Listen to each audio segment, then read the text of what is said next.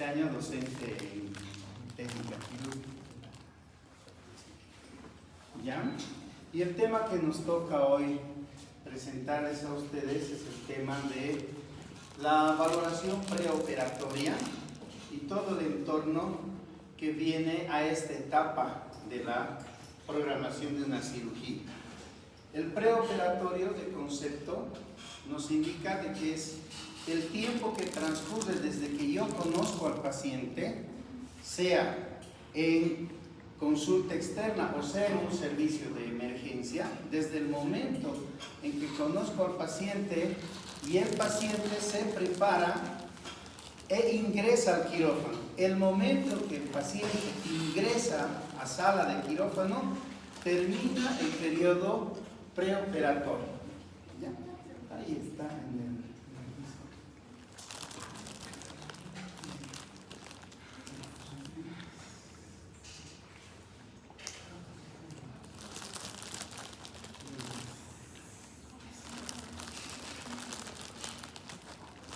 Esos son los principios.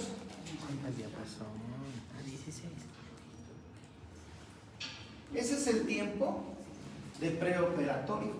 ¿Y cuál es el fundamento de este momento? Desde que conozco al paciente hasta que entra al quirófano, el objetivo fundamental es la evaluación integral y personalizada. Palabra clave, personalizada. No hay dos pacientes iguales ni dos pacientes aún con la misma patología que tengamos que hacer una evaluación común. Todo es personalizado, que nos ayuda a maximizar la seguridad del paciente y evitar complicaciones. Entonces, este periodo puede ser, en el caso de una emergencia, y sabemos que emergencia es una enfermedad gravísima, como por ejemplo un accidente de tránsito, un paciente baleado, un paciente con múltiples heridas, con riesgo de vida. Esa es una emergencia.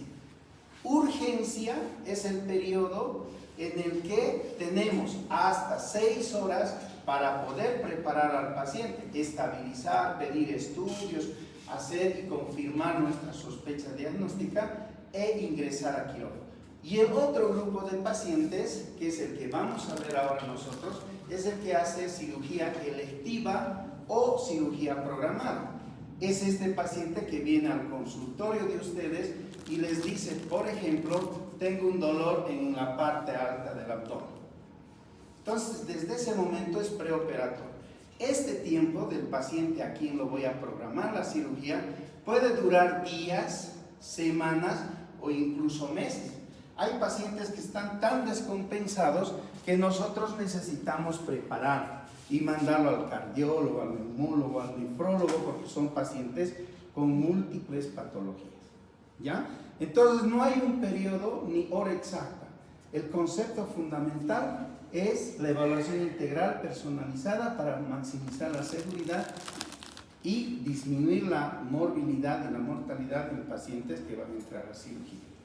Entonces, para ello requiere el paciente hacer una revisión exhaustiva, muy minuciosa. Y para ello está la historia clínica. La siguiente, por favor. Entonces, acá nosotros tenemos que elaborar, lo primero es la historia clínica. La historia clínica, como historia clínica en el concepto, se refiere a la hoja donde está desde el nombre del paciente a la impresión diagnóstica. Tengan bien en reconocer que otro término importante es expediente clínico. Expediente clínico es todo el documento que traemos en el cuaderno de paciente. Ahí está afiliación, historia clínica, laboratorios, ecografía, tomografía, valoraciones, o sea, todo el documento se llama expediente clínico. Historia clínica es la hoja cuando revisamos al paciente y escribimos hasta una impresión diagnóstica. Es fundamental esta diferencia, ¿por qué? Porque el tema médico legal habla de expediente clínico. Ese es el documento que debemos expresar cuando nosotros estamos en un problema médico legal. Entonces la historia clínica, que es todo un protocolo, tenemos que hacerla de manera completa. ¿Por qué de manera completa? Porque nosotros estamos recién conociendo al paciente hoy, en este momento. Y le tenemos que hacer todo el proceso de identificación, nombre, edad, procedencia, qué actividad tiene el paciente, de dónde viene el paciente. Si él nació en Oruro y vive en Cochabamba hace 2 meses, ya nos orienta a nosotros algunas cosas que probablemente encontremos en este paciente, como por ejemplo la poliglobulia o alguna enfermedad respiratoria. ¿Ya? Nos ayuda. La enfermedad actual. Acá tenemos que ser muy precisos. Es en base a esto que nosotros vamos a tener una presunción diagnóstica. Y la presunción diagnóstica, cuando me cuenta el paciente, en el ejemplo, que me diga, vengo doctor porque ayer he comido chicharrón y he tenido vómitos, diarrea, además, al parecer fiebre, y tengo dolor en esta parte del abdomen. Nosotros lo conocemos como hipocondrio derecho. ¿Quién está en el hipocondrio derecho? Está el hígado, la vesícula, está el duodeno, ¿sí? Y el páncreas. Entonces, nosotros vamos a enfocar nuestra presunción en que tal vez se trate de una enfermedad de la vesícula. No es igual que me diga, ayer he comido y resulta, doctor, que he empezado a tener diarrea, una diarrea permanente, y hoy me siento mal, tengo calambres, y el dolor, señora, el dolor es en todo el abdomen. Entonces voy a pensar en una gastroenteritis, ¿no es cierto? Secundaria al mismo alimento colecistoquímico. Entonces tengo que insistir mucho. Cuando el paciente no me quiere contar adecuadamente, tengo que yo guiar esta parte de la entrevista. Tengo que guiar. ¿Y cómo guío? Enfocándole al paciente para que entre al camino donde yo necesito tener los datos. Muchos pacientes nos quieren contar y dicen, desde que mi mamá ha fallecido, desde que mi hijito ha nacido, que cuando mi nietito se ha caído, ahí empezaron. Son datos nada relevantes para lo que nosotros estamos buscando. Y luego vemos qué antecedentes familiares tiene, qué antecedentes patológicos tiene. Sabemos que hay enfermedades heredofamiliares, como la diabetes, por ejemplo. Entonces tenemos que investigar en los papás, en los hermanos, en toda la familia, investigar las patologías que nos puedan y seguramente nos va a ayudar a sospechar o tener alguna cuestión. Cuidado, se quema la copa.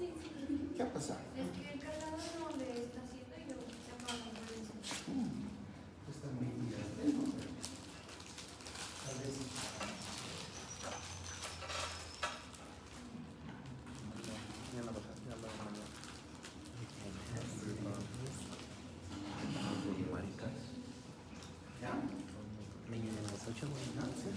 Gracias.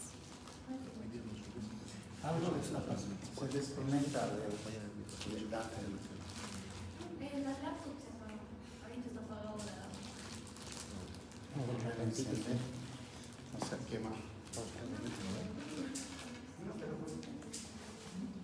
Oye, apenas llegué, no, me dejo todo hasta las 11. No, no está fecha. No tiene batería, tiene como preparar 2 horas para el. ¿Puedes encender la luz, por favor? Cambiaremos de. Sí, no. ¿Ya lo corto? Pues bien, No, déjalo. Parece mejor.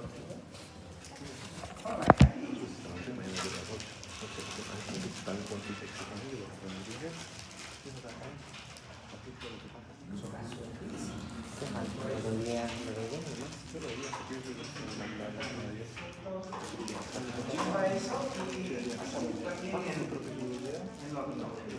Ya no te llamo. Pero no te retiran, ¿no? No te retiran, no. No cogemos. Pero hay que venir a retirar, no le quería. ¿Qué? ¿Está Juan? Sí, porque ese es el momento. Tengo que llegar y hacer la diapositiva. Más de su doctor se echó del parcial, se le va a hacer la entrevista. Yo estoy hablando primero que Dos temas y los pequeños. pían cero, que pían.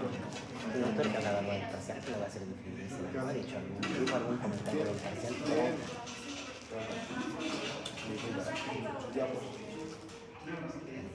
¿Algo más?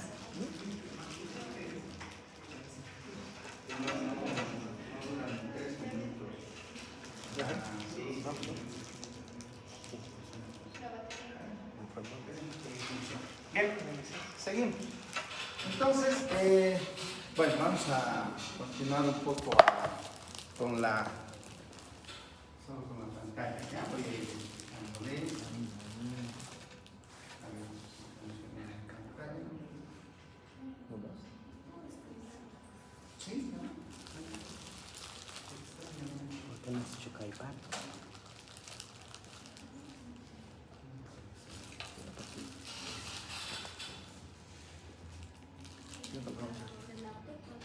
¿O alguien tiene computadora?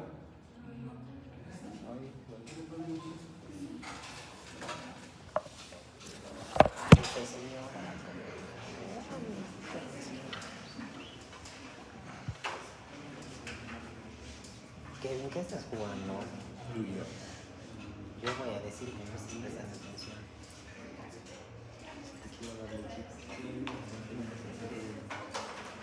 No sabía nada de bioquímica ni Kevin. No sé cómo aprobó. Kevin sí que es mucho. No. Yo era el único que hablaba. Ni la hora de cine en el Oye, cine. yo decía ahora. Y cuando hablabas, le metías a la luna o metías que alguien tenía cáncer. No, no decía Sí, eso. cualquier huevada. No. Cada vez que le no le he hecho equivocar, yo digo, Oye, si me conoce así, tú no sabías ni dónde estabas parado en esas clases. Así que no hables. Que no. pues cómo aprobó Viking. Ah, ya. No se hombre, gracias por las cigüeñas. No, por la pantalla. Aunque Por obra y gracias a las cigüeñas.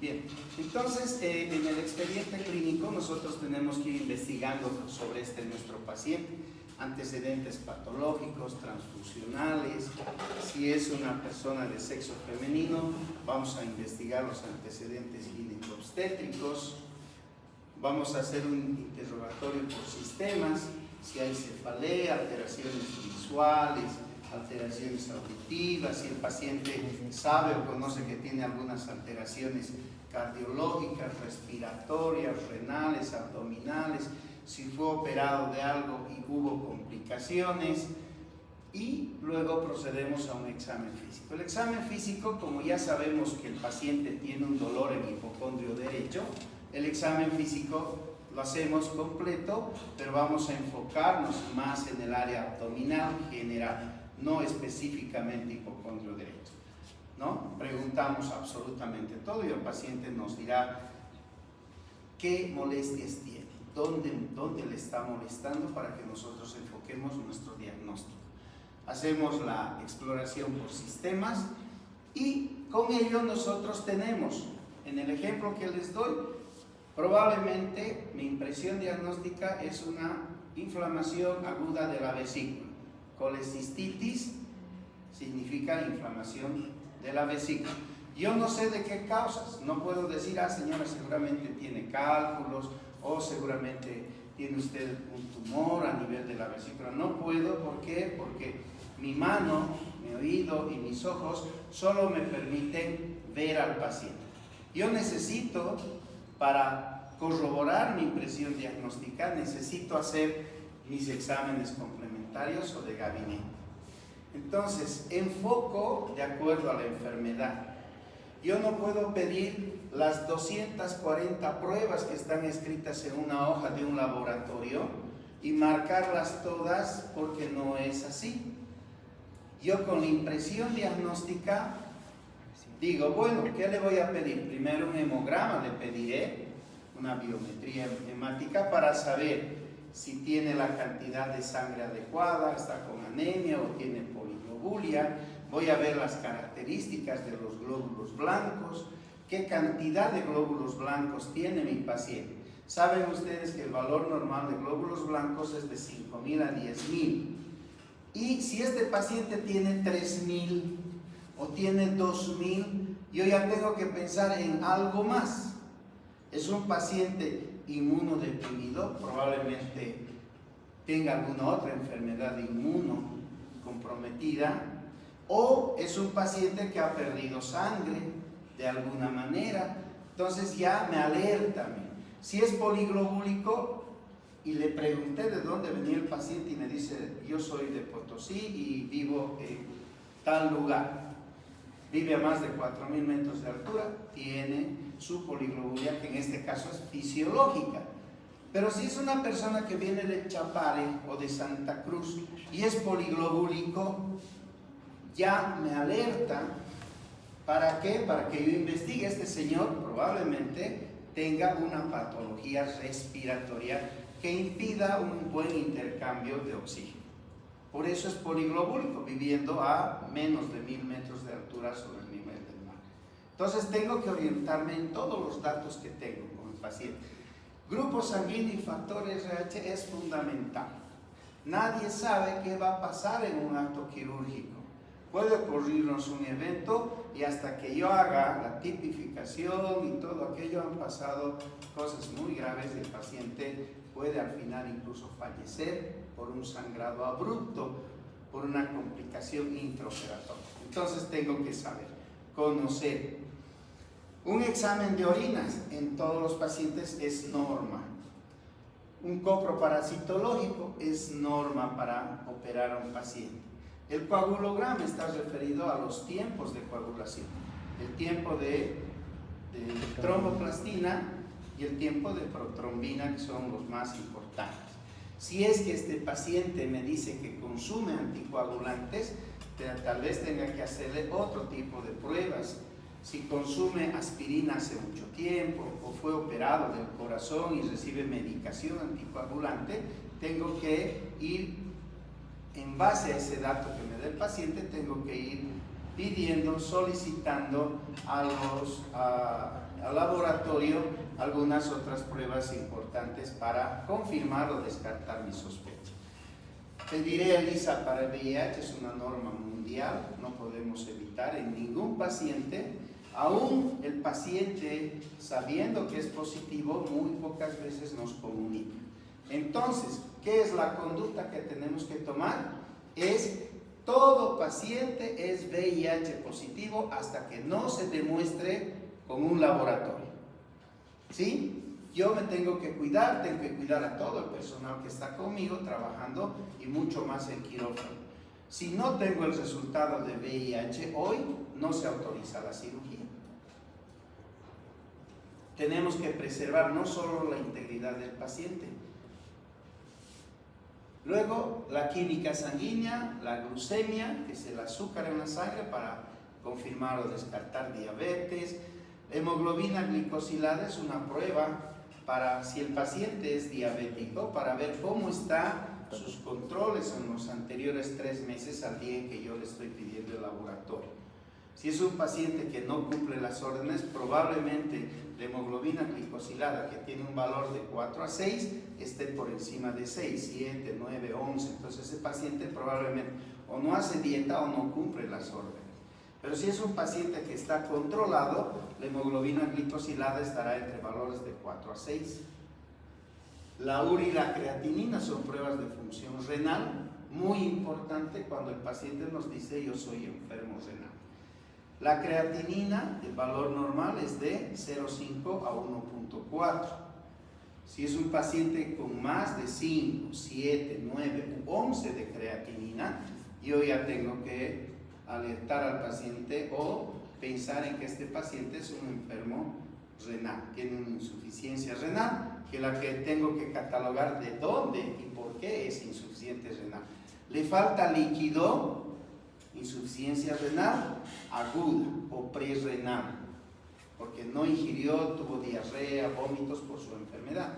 O es un renal crónico, Es un paciente diabético complicado con una insuficiencia renal. Entonces a este paciente le voy a hacer sus estudios, voy a determinar sus estudios y en algún momento el laboratorio, en la biometría hemática, por ejemplo, todos los pacientes enfermos renales crónicos tienen anemia. ¿Por qué? Porque no produce eritropoyetina. Es una anemia permanente. Entonces a estos pacientes renales cada tiempo se les coloca eritropoyetina para que estimule la formación de glóbulos rojos fundamentalmente. Electrolitos. Es fundamental saber que el paciente tenga los electrolitos básicos importantes como son el sodio, el potasio y el cloro. Si hay alguna alteración a nivel de electrolitos, preguntaré qué tiene además del dolor. Tengo diarrea, explica el déficit de potasio. Tengo orinas permanentes, poliuria, explica mi alteración de sodio y de potasio. Entonces, todo tiene una fisiología y si ustedes van analizando cada parte de los estudios, van a encontrar que todo es correlativo. No hay nada que aparezca y que no se puede explicar. Todo tiene una explicación fisiológica. Proteína total y albúmina.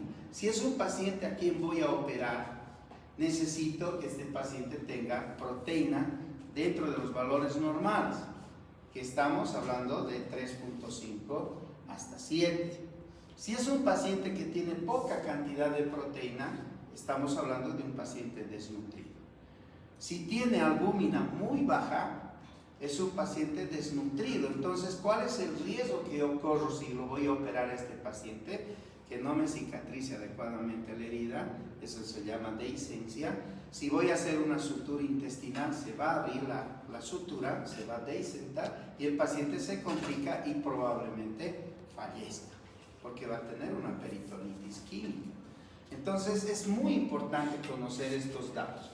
Si estamos hablando de un paciente con antecedentes de ser bebedor o tener antecedentes de ictericia, yo pienso en una enfermedad que es la cirrosis, y si era un niño joven y no bebía en esa época, voy a pensar que tal vez tuvo hepatitis, pero tengo que saber qué tipo de hepatitis. Si es un paciente que está con pérdida de peso, es una ictericia permanente, probablemente sea una hepatitis B. Pero si fue transitoria, es una hepatitis A, pero voy a saber que él tuvo ictericia. Entonces tengo que investigar, por eso es que pedimos un hepatograma. Pacientes con alteraciones en el peso relacionados a la dieta, tengo que investigar si son dislipidémicos. Un dislipidémico es un paciente que tiene elevado el colesterol y los triglicéridos, ¿no? Que son la grasa medible a nivel del suelo. PCR, que es la proteína C reactiva, que nos avisa, hoy el paciente está con un PCR normal, que es menos de 10 el valor, pero en el posoperatorio, suponiendo que le he hecho una cirugía de intestino, el paciente empieza a tener PCR de 120, 250, 300. Este es un marcador de posibilidad de complicaciones. Mayor el PCR, mayor inflamación. Y si es un paciente operado, mayor probabilidad de complicación. Entonces reviso qué es lo que está pasando y por qué el PCR está elevando cada vez más. Al contrario, si tengo un paciente con PCR, suponiendo de 100, al tercer, al quinto día hago las pruebas y resulta que estamos con 10, es un muy buen dato porque ya no hay un proceso inflamatorio y el riesgo de complicaciones disminuye. ¿Ya? Luego tenemos otras de acuerdo a la patología. Es obligatorio para pensar en un paciente que voy a operar una radiografía de tórax y un electrocardiograma. Obligatorio, igual que el examen de sangre, el grupo sanguíneo. ¿Por qué? Porque tengo que hacerle las valoraciones correspondientes, tengo que ver cuál es el tamaño del corazón, tengo que ver los pulmones, qué alteraciones si las hubieran.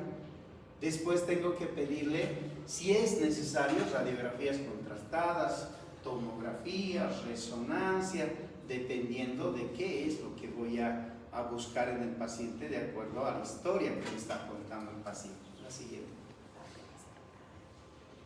Entonces los cuidados preoperatorios se resumen y tenemos que cumplir algunos principios fundamentales. Una vez que he examinado a mi paciente, he interpretado los resultados del laboratorio, tengo que explicarle al paciente el diagnóstico. En el ejemplo, decirle, señora, por lo que usted me cuenta, por lo que yo le examino, por la ecografía, usted tiene cálculos en su vesícula. La conducta es quirúrgica porque no hay tratamiento médico. Entonces usted debe someterse a una cirugía.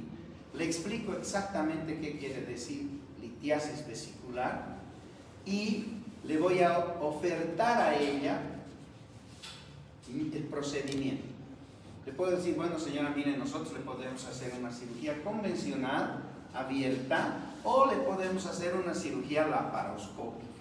Y le explico el procedimiento, cosa de que ella sepa a qué está exponiéndose. Le voy a explicar obviamente la técnica quirúrgica y también tengo que decirle a la paciente qué probables complicaciones puede tener. La cirugía laparoscópica puede ocasionarnos, como todas las cirugías, complicaciones inmediatas, hemorragia.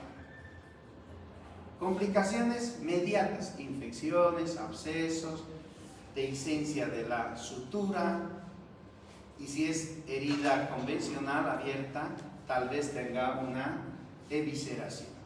Le tengo que decir, porque si yo no le digo a la paciente o al paciente que pueden haber complicaciones, estoy cometiendo un gravísimo error. Es no advertir, y la no advertencia del paciente me trae problemas legales mucho más importantes. Luego vamos a hablar de que todo lo que yo hago, todo lo que digo y todo lo que se realice en el paciente debe estar registrado en el expediente clínico. No hay una curación, no hay una explicación que se llama consentimiento informado que no se escriba, no se anote en la historia clínica. Siempre fecha, hora, la explicación y abajo hay que lograr la firma del paciente. Y hoy en día no solo la firma yo puedo decir, esta no es mi firma, ¿sí? Entonces hoy se le pide que hagamos huella digital. De la huella digital nadie se va a negar, ¿sí? Ni los familiares ni el paciente. Nosotros estamos cumpliendo nada más, no nos estamos protegiendo, estamos cumpliendo algo que es muy importante. Le tengo que decir, bueno, usted debe internarse. Una vez que se interne la preparamos, vamos a programar su cirugía y le vamos a informar qué día usted se va a operar. Y la internamos. Siguiente. Una vez que se interna el paciente, nosotros tenemos que pensar todavía en todas las cuestiones. Tenemos que revisar muy bien al paciente otra vez, porque en el transcurso de la última vez que lo veo al paciente y se interna puede pasar algunos días y el paciente puede tener descompensaciones. Es así, por ejemplo, hoy estoy con ustedes y soy una persona no diabética. Mañana me siento mal, tengo algunas molestias, me hace mi laboratorio y me dice, no, usted tiene 350 de glucemia. No, pero si ayer estuve sanito, sí, así es. Hoy soy normotenso, mañana soy hipertenso. Hoy estoy hablando con ustedes y mañana estoy en terapia intensiva con un ACV. Entonces no crean que todo tiene que pasar en un tiempo, que no es posible, nada. Es como en el embarazo. Hoy le veo a la paciente, vienen 2 semanas y le hago la prueba y es positiva. ¿La opero? No. Le mando a la casita y le dice, bueno señora, su caso no es de emergencia ni de urgencia y la vamos a operar cuando usted pase el 3er mes, porque hasta el 3er mes es la formación, ¿no es cierto? Y nosotros no podemos afectar ese periodo porque es de altísimo riesgo para el producto. Las complicaciones de los pacientes vienen relacionados a múltiples factores, ya los hemos dicho muchos de ellos. Por ejemplo, la edad. No es lo mismo operar a un joven como ustedes de 17, 18 años que operarme a mí, que tengo 63 años. No es igual. Peor si lo vamos a operar a mi papá que tiene 90, ¿verdad? Entonces la edad es un factor de riesgo y tenemos que evaluar. Más edad, más complicaciones. No por enfermedades, sino por el envejecimiento celular. Esa célula vivió 75 años, la de ustedes ha vivido 20. No es igual. El estado nutricional. Un paciente desnutrido, un paciente con enfermedades crónicas como la diabetes, hipertensión, paciente que vive con el VIH, paciente enfermo renal, paciente con alguna patología neoplásica, siempre tiene problemas nutricionales.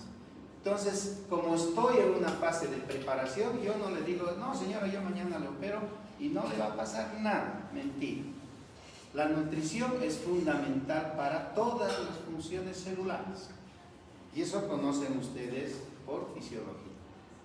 Enfermedades cardiovasculares, más frecuente en personas mayores, respiratorias, renales, enfermedades autoinmunes, metabólicas, todas tenemos que investigar porque estamos cuidando al paciente para evitar los riesgos y complicaciones. El enolismo, que es el beber, el tabaquismo, y hoy el tema de usar estupefacientes ya es un factor de riesgo. El embarazo, el HIV, no solo el HIV positivo en las primeras fases no tiene ninguna otra situación especial más que el de poder hacer contacto con una persona y poder transmitir. Pero el paciente que vive con el virus del SIDA, que nosotros le denominamos PVVS, paciente que vive con el virus del SIDA, es un paciente que ya tiene manifestaciones clínicas de la inmunodeficiencia, diarreas, neumonías, tuberculosis, tumores, un montón de cosas que lo predisponen a que se complique si es que nosotros lo vamos a operar. La dependencia también que está ahí anotada. Siguiente. Entonces el riesgo quirúrgico, el más importante es mencionar que todos los pacientes mayores de 40 años tienen que ir a una valoración cardiológica de manera obligatoria. Y si es un paciente joven, menor de 40 años, pero tiene antecedentes de enfermedad cardíaca, lo mando al cardiólogo. Y el cardiólogo hace un estudio que se llama Goldman, que es el estudio universalmente reconocido, que está además inscrito en nuestros libros. Es un historial que nos dice, si el paciente tiene más de 70 años, 5 puntos. Y va calificando. Si tuvo antecedentes de infarto de miocardio en los 6 meses antes a la cirugía, 10 puntos.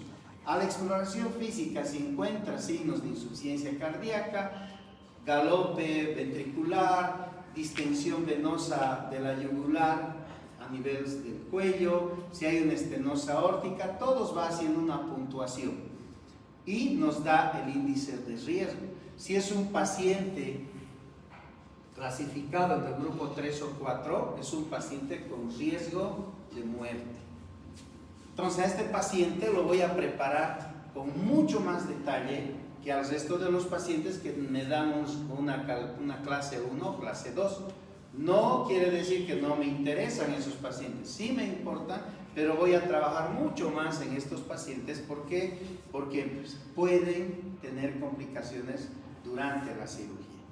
Es una, hay muchas clasificaciones del riesgo cardiológico.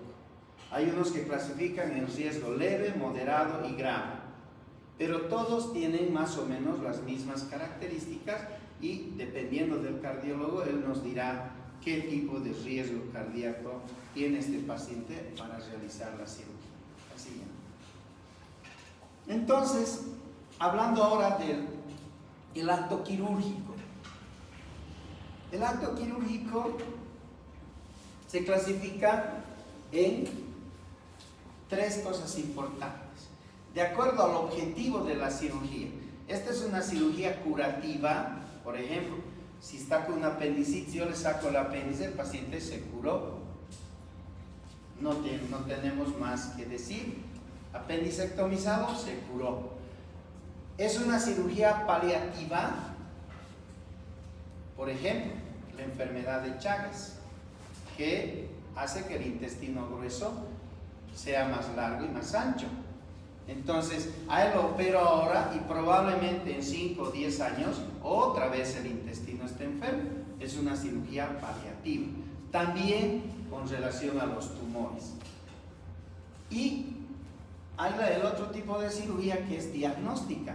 A veces hay tanta duda, es un dolor abdominal inespecífico, nosotros sabemos, no nos damos cuenta de qué se trata. Pedimos laboratorios, no encontramos algo que nos diga, es esta la patología y le voy a operar de esto. Entonces se hace un procedimiento que se llama diagnóstico, una laparoscopía o laparotomía diagnóstica. El tipo de atención es de urgencia, puedo resolverla en 24 horas, es emergencia, inmediatamente debo resolver, o es una cirugía programada que con todo lo que les he mencionado tal vez lo opere en un mes, probablemente, si está bien y mejor y se compensa. Por el riesgo de infección, las heridas se clasifican en limpia, contaminada y contaminada, sucia. Y por el tipo de cirugía, se clasifican cirugía mayor, por ejemplo, cirugía del corazón, del riñón, cirugía de intestino grueso. Cirugía mediana. Una cirugía mediana es una hernia umbilical, una hernia inguinal, una úlcera, una mordedura de perro que tengo que lavar, suturar, limpiar en la fase en la que ya no existe riesgo de infección.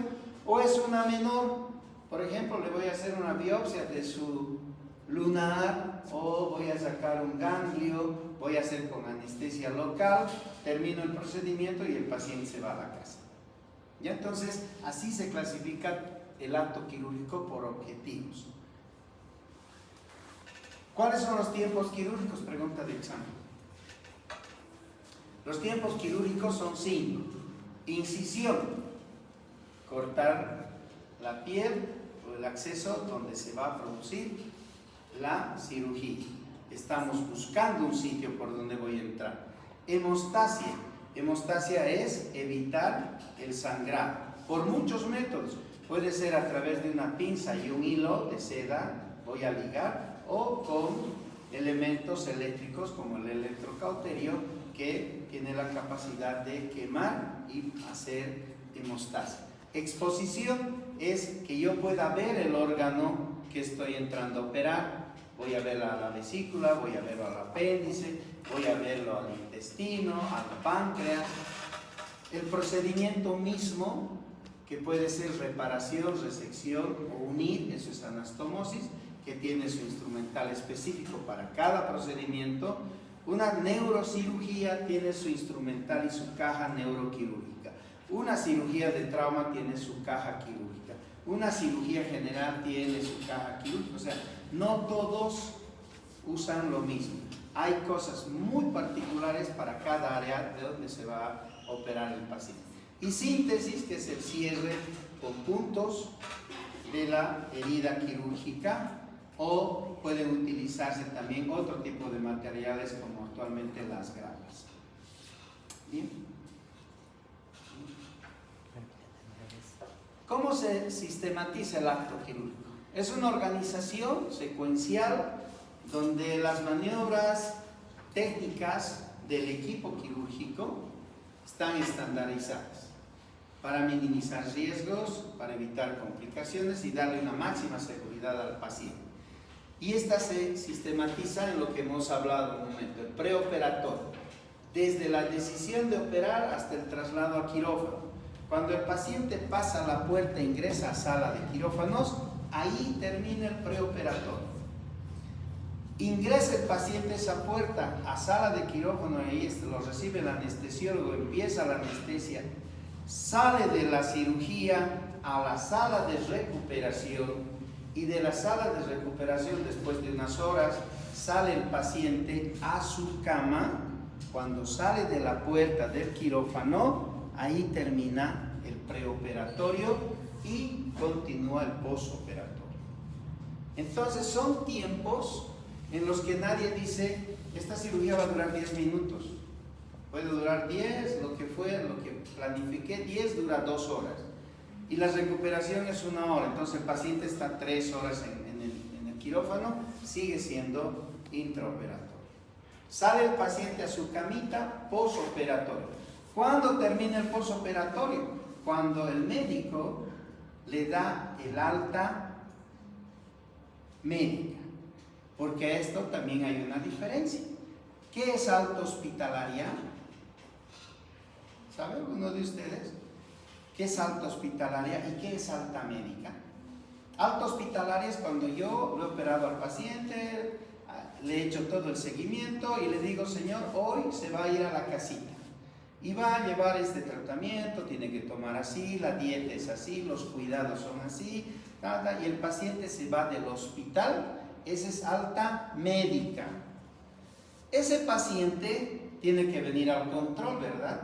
Tengo que ver cómo está, cómo estuvo en su casa, tengo que retirarle los hilos, tengo que ver la herida, tengo que ver cómo evoluciona al tiempo en el que yo considere, que puede ser 7 días, 10 días, 30 días, o tal vez es un paciente que conmigo va a permanecer muchos años. ¿Cuándo es alta hospitalaria? Cuando el paciente se va del hospital. ¿Y cuándo es que nunca más va a volver a verme a mí por esta enfermedad que ha venido? Esa es alta médica. ¿Sí? Yo le digo, señor, hoy hemos terminado con usted, no necesita volver a este hospital, alta médica. Cuando sale del hospital, alta hospitalaria. ¿Ya? Eso para el fin de que conozca, porque es muy frecuente en el hospital, cuando ya estén ustedes en el internado, dice alta médica. No, señor, no es alta médica, es alta hospitalaria. Bueno, esta es la sistematización, la siguiente. Y la otra son las posiciones de las intervenciones quirúrgicas. Para intervenir a un paciente en cualquier área de nuestra superficie corporal, tenemos que buscar la comodidad de acuerdo al lugar donde esté el órgano. Por ejemplo, el riñón, ¿dónde está el riñón? Está en la fosa lumbar. Yo no puedo operarle al paciente en decúbito dorsal, ¿verdad? Porque no voy a poder acceder al riñón. Entonces al paciente lo voy a poner de un lado, que es decúbito lateral, y tal vez le ponga en alguna posición que sea cómoda. No puedo tenerlo tal vez con el brazo así al paciente, entonces voy a poner el brazo arriba. ¿Qué quiere decir una posición quirúrgica? Es la comodidad para el cirujano para ingresar a la zona que le interesa operar. Si es un paciente que lo voy a operar del apéndice, un decúbito dorsal es perfecto. Si lo voy a operar de la espalda, de la región dorsal, tiene un linfoma en esta zona, un decúbito ventral es excelente. Entonces, las posiciones de navaja sevillana, por ejemplo, es para las operaciones de la región anorrectal. Ginecológicas, genupectorales, decúbito ventral forzado. ¿Por qué es forzado? Porque el paciente está acá con la cabecita fijada. Probablemente esta posición sea para operar fosa posterior en el cerebro o columna cervical. La siguiente. Entonces, las diferentes posiciones tienen un objetivo, que es el de facilitar el trabajo del equipo quirúrgico. Por ejemplo, esta les decía, para una cirugía de tórax, por ejemplo, si yo voy a operar el tórax derecho, el paciente tiene que estar acá para que me permita tener todo el área costal libre y poder acceder a través de esta región al pulmón o al mediastino. La siguiente, por favor. La prevención de infecciones. Es un tema bien importante y delicado respecto a esto. Nosotros no podemos evitar infecciones en el hospital, infecciones posoperatorias, pero sí se han hecho y se han verificado, y ustedes conocen que existen cosas que al entorno de la cirugía van a disminuir la probabilidad de infección. El lavarse las manos es un acto muy importante. Por ello es que incluso está arreglado el lavado de manos. El cambiarse de ropa, la preparación de la piel. Si hay una persona que tiene demasiada cantidad de vellos en la zona donde voy a operar, no puedo yo hacerle como antes, que se hacía con una máquina de rasurar, con un gilet porque se han visto que existen laceraciones en la piel y más bien predisponemos a infección. Entonces lo que hoy se recomienda es que se haga, o como en el cabello, solamente se corte el vello, pero 30 minutos antes a la cirugía. El cuidado de la herida quirúrgica, no puedo manipular una herida quirúrgica sin guantes estériles, peor con material contaminado. Idealmente el paciente para entrar a operarse debía darse una ducha. Hay personas que no se duchan o solamente cuando les moja la lluvia, o personas que viven en la calle en condición difícil. Estas personas no pueden acceder, entonces al paciente lo duchamos. Y en esto una anécdota les quiero contar, para que no se duerman. Yo cuando hacía mi residencia, lo atropelló una movilidad a un señor de la calle, es que caminan con su bolsita. Y bueno, estaba con un abdomen agudo, punzamos, se llama laparocentesis, punzamos el abdomen, salía sangre. Entonces probablemente un estallido de hígado, de vaso o de mesenterio, alguna cosa. Y decir, bueno, tenemos que operarte. Y él dice, ya, opérenme. Muy bien. Estaba pues olorosísimo y tenía más mugre que piel.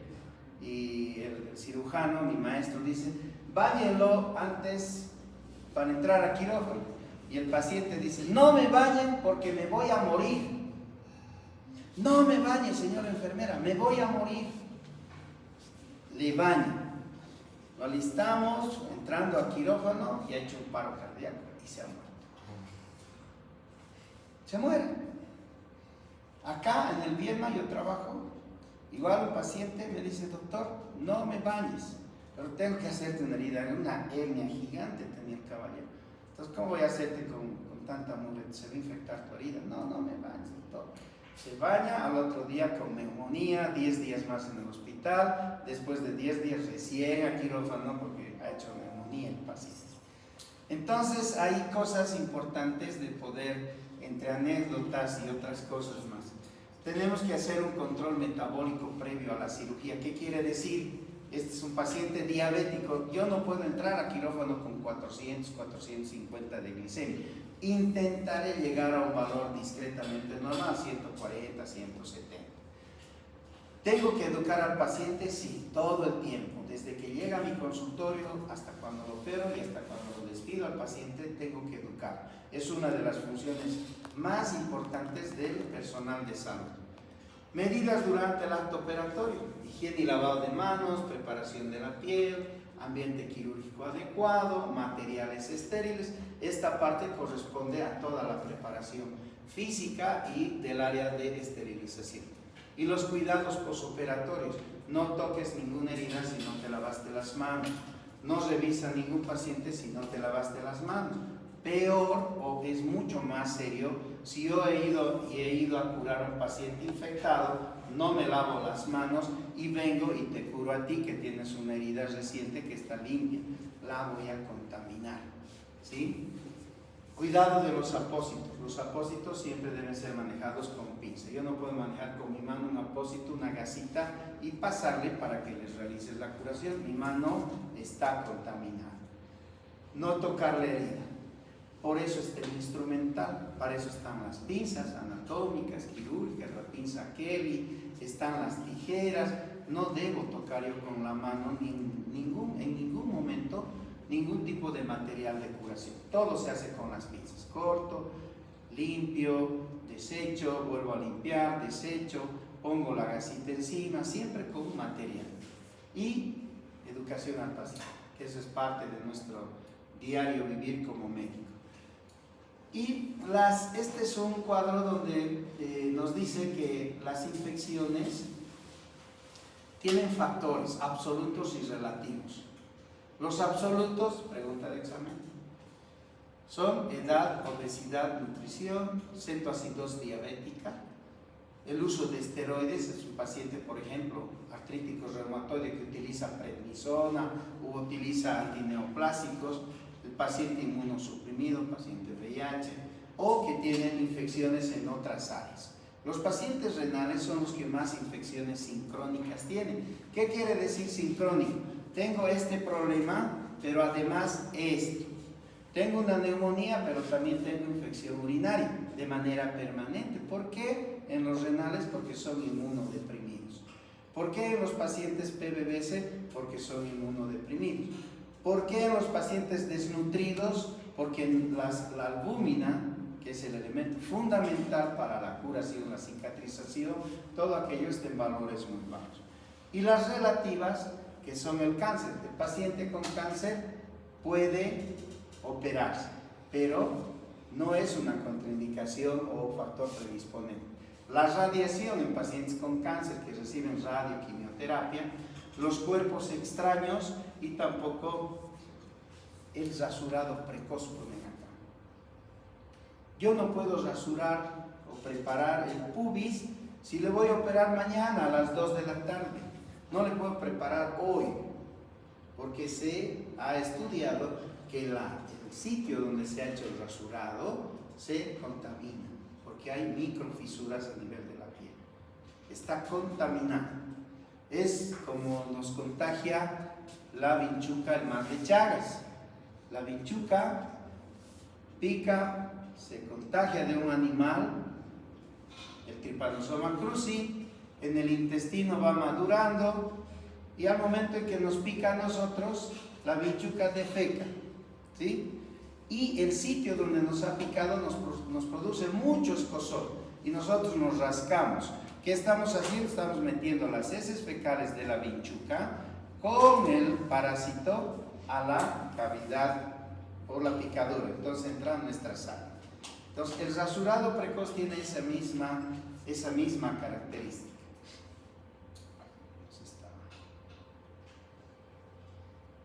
¿Ya? Dale. Las indicaciones, que es lo último, debemos siempre poner lugar, fecha y hora.